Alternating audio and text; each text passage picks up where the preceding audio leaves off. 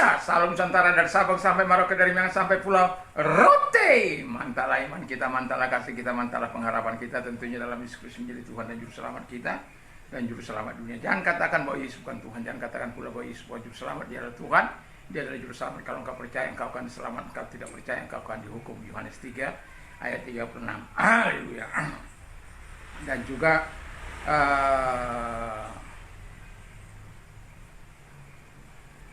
Yesus sudah berkata, akulah jalan dan kebenaran dan hidup, tiada seorang sampai kepada Allah kalau tidak melalui aku. Mantap.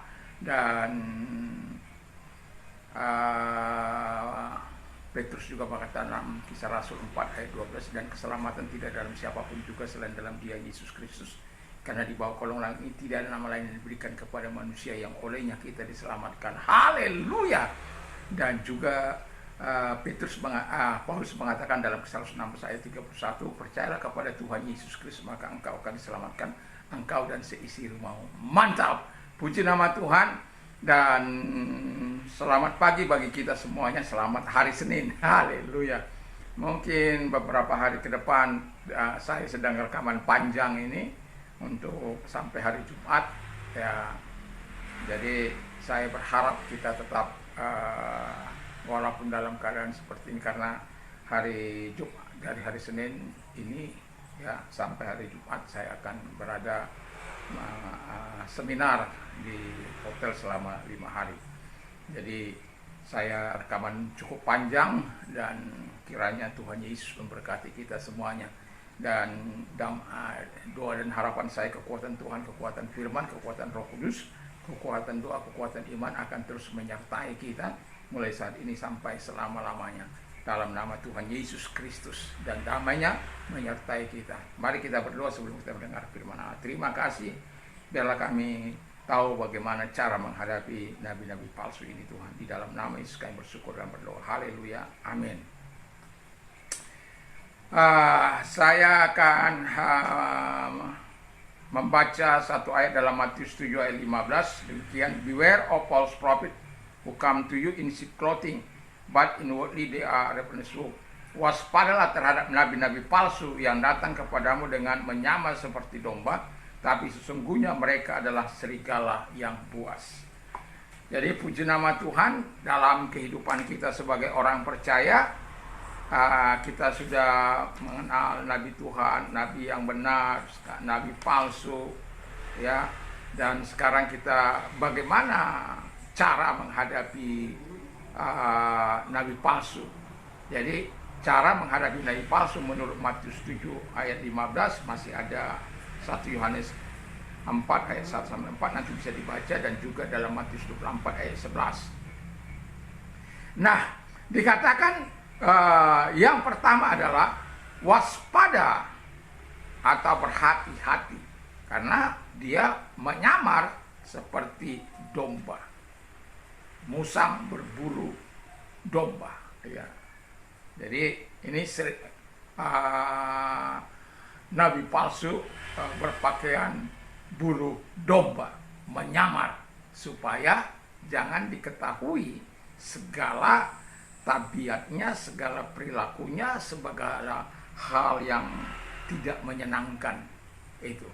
Dan dia ingin, nabi palsu ini ingin semua orang bisa ikut kepada dia supaya tidak menuruti kepada Allah atau pada firman Tuhan. Kita sudah lihat bagaimana nabi-nabi palsu, ya, orang-orang mengajak untuk datang kepada mereka. Tetapi saya mau katakan bahwa kita sebagai orang percaya tidak boleh mengikuti ajaran-ajaran nabi palsu, apalagi nubuatan-nubuatannya tidak pernah tergenapi dan tidak pernah bernubuat tentang masa depan. Itu berbahaya itu, dan tidak pernah mengalami yang namanya perjumpaan dengan Allah secara menyeluruh, yang membuat dia bisa bercerita soal bagaimana pengalaman bersama dengan Allah itu. Ketika kita berjumpa dengan Allah, kan kita mengalami sesuatu yang rilis dari hidup kita, yang lepas dari hidup kita, yang selama ini memperkosa atau menindih hidup kita, sehingga kita kehilangan damai dan sukacita. Ketika kita menyerahkan diri, bertemu dengan Tuhan, bertemu dengan kasih karunia-Nya, kita mengalami kelepasan walaupun dengan tangisan yang begitu meraung-raung. Ya, saya menangis meraung-raung cukup lama.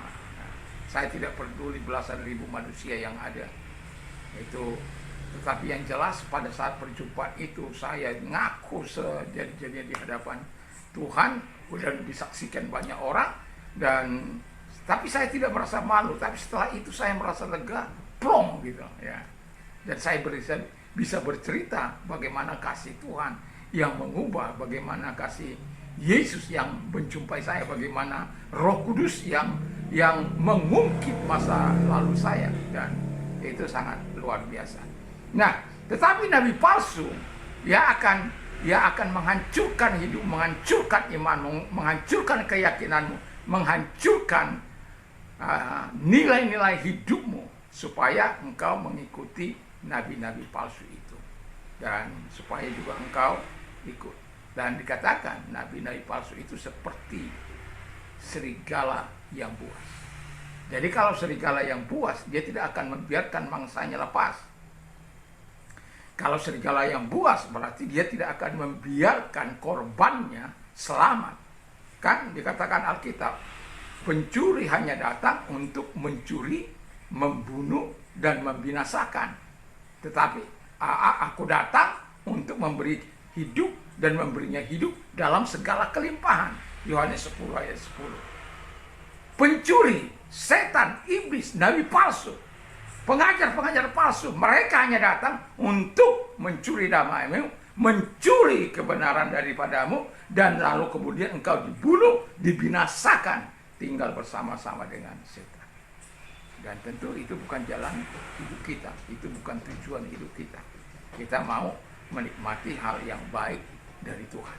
Ya. Jadi yang kedua, jangan mau disesatkan, ya, atau menjadi pengikutnya. Kalau Anda baca, banyak nabi-nabi palsu akan muncul dan menyesatkan banyak orang.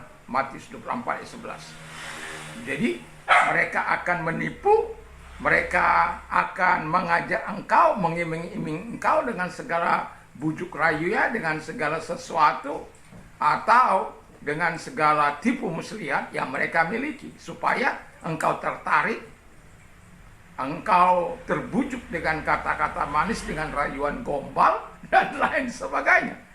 Tetapi kita sebagai orang percaya, kita punya Roh Kudus yang bisa menilai pengajaran seseorang itu benar atau tidak, yang bisa merasakan apakah kata-kata orang ini benar atau tidak.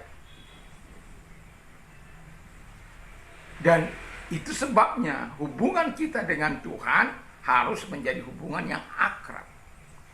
Sehingga ketika ada orang-orang yang mau menipu kita, yang mau membohong kita, yang mau melencengkan iman kita, kita merasakan di situ pasti nggak nyaman lah.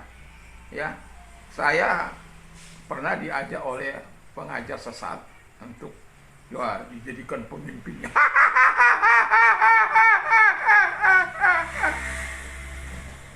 Jadi jadi tangan kanannya nabi palsu.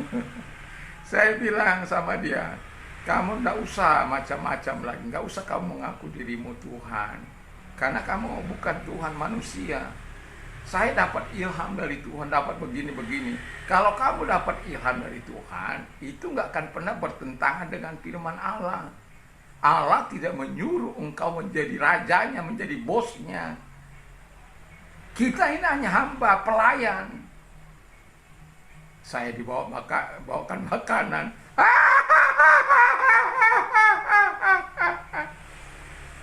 Jadi lama kami berbincang-bincang, dan kemudian dia akhirnya tidak bisa mengajak saya, karena saya bilang saya justru khotbah dia supaya bertobat, supaya kembali kepada jalan Tuhan, bahwa apa yang diberikan Tuhan itu sudah cukup. Alkitab sudah diberikan Tuhan, dia mau bikin Alkitab lagi. Dia dapat inspirasi dari Tuhan untuk membuat Alkitab yang baru. Aduh, macam-macam manusia ini. Karena dia teman saya, Jadi ya ya dia mungkin bisa merayu saya, membujuk saya. Tetapi mau saya katakan, jangan mau disesatkan ataupun mau menjadi pengikutnya. Rugi. Kita akan kehilangan damai, kita akan kehilangan kekudusan, kita akan kehilangan kebenaran, kita akan kehilangan ketaatan kepada Allah. Kita tidak lagi menjadi taat kepada Tuhan, tapi hanya kita taat kepada manusia yang mendikte kita. Dan jangan mau. Dan yang terakhir dikatakan, kalahkan nabi-nabi palsu dengan kesaksian hidup yang benar. 1 Yohanes 4 ayat 1 tambah 4 ya. Jadi di situ kita berasal dari Allah. Jadi karena kita sudah the last Adam, itu kita yakini kita memang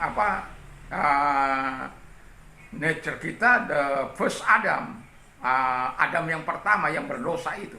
Tapi the last Adam dia bukan yang berdosa, tetapi dia adalah Allah yang benar yang telah menjelma menjadi manusia, dan dalam kematiannya sebagai manusia dia menyelamatkan kita. Dia turun ke dalam jurang maut, mengambil kunci jurang maut, karena itulah musuh yang paling terakhir kita takuti, yaitu kematian. Kita tidak tahu mau kemana, tapi dengan Yesus telah mengambil kunci jurang maut itu dan mengambil kunci kerajaan maut, dia pada akhirnya berkuasa untuk memasukkan dan mengeluarkan orang dari jurang maut. Tapi kalau sudah ada di sana, jangan pernah berharap engkau dikeluarkan. Tapi kalau masih kita di bumi ini lalu kemudian kita percaya, ya itu kita akan mendapatkan kasih karunia namanya. Jadi dalam kehidupan kita sebagai orang percaya, kita berasal dari Allah. Dan nabi-nabi palsu tidak bisa mengalahkan kita. Karena apa? Roh yang ada pada kita ini jauh lebih besar daripada roh-roh yang ada dalam dunia. Apalagi dalam roh-roh nabi palsu itu. Jadi nggak usah kita mau ikut-ikutan dengan nabi palsu itu, pengajar-pengajar palsu itu, hamba-hamba Tuhan palsu itu. Ada juga sekarang hamba-hamba palsu. Yang namanya palsu-palsu itu mengajarnya tidak enak, hanya mengajar ini enak di telinga, tapi tidak menyamankan hati, tidak menyegarkan hati, tidak memberikan damai dalam hati, tidak memberi sukacita. Karena yang memberi sukacita itu adalah Tuhan. Pengampunan yang diberikan Tuhan membawa kita bersukacita. Mengapa manusia tidak pernah bersukacita? Karena dosa menguasainya. Tapi kalau Tuhan yang dipercayainya telah mengangkat segala dosa-dosanya, maka engkau akan memiliki sukacita. Sekalipun mungkin di kantong kita gak ada uang. Karena apa? Kita tetap sukacita karena kita bersama dengan Tuhan. Dan selalu kemenangan ada di pihak kita. Dan itulah pentingnya. Saya seringkali katakan, bangun pagi-pagi sekali, berikan buah sulung waktumu untuk Tuhan, serahkan sepenuhnya kepada Tuhan, datang bersama dengan keluarga, kalau ada dengan teman-teman, datang bersama dengan teman-teman pagi-pagi. Saya pribadi, teman, baru keluarga. Itu kami menyelesaikan dari jam 5 ke jam 6, jam 7 sama dengan keluarga.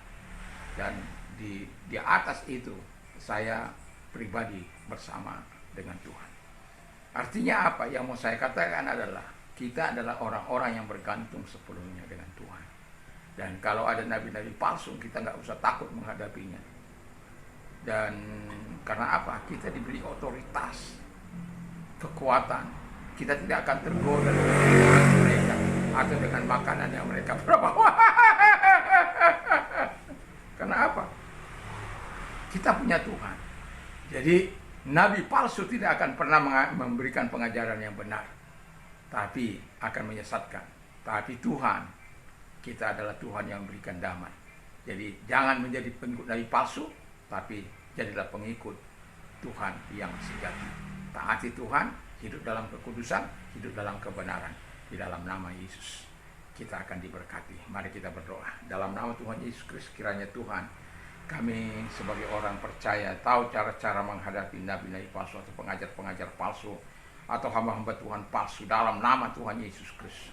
Dan kami berdoa sekiranya Tuhan menolong, dan kami juga berdoa kepada mereka-mereka yang sakit, apapun sakit penyakit mereka, ginjal kah, kista kah, lepra kah, kanker kah, dan segala sakit penyakit yang mereka derita, apapun itu, dalam nama Tuhan Yesus Kristus, segala sakit penyakit yang mereka derita, aku perintahkan dalam keluar, dan oleh bilu Yesus engkau sembuh, oleh kuasanya engkau sembuh. Terima kasih. Dan kami juga berdoa kepada mereka-mereka yang sedang mengalami pergumulan hidup. Arahkan tanganmu kepada Tuhan, dengar firman Tuhan, marilah kepadaku hai kamu yang letih lesu dan beban berat, aku akan memberikan kelegaan bagi datang pada Yesus, karena Dia yang mengajarkan kita dan Dia yang memberikan kita kelegaan. Mari kita berdoa. Terima kasih Tuhan. Mereka yang mengangkat tangan, lakukan sesuatu kepada mereka, tolong mereka, lakukan mujizat dan pertolongan-Mu. Di dalam nama Yesus Kristus kami bersyukur dan kami berdoa. Haleluya. Kami percaya Engkau telah menolong mereka dan berikan yang terbaik bagi mereka. Dimuliakanlah Engkau, kami berdoa dalam nama Yesus. Amin. Puji nama Tuhan. Kalau kita ingin berdonasi, ada nomor-nomor di bawah ini, dan biarlah kita terus punya semangat yang dari Tuhan. Mantap, mantap, mantap.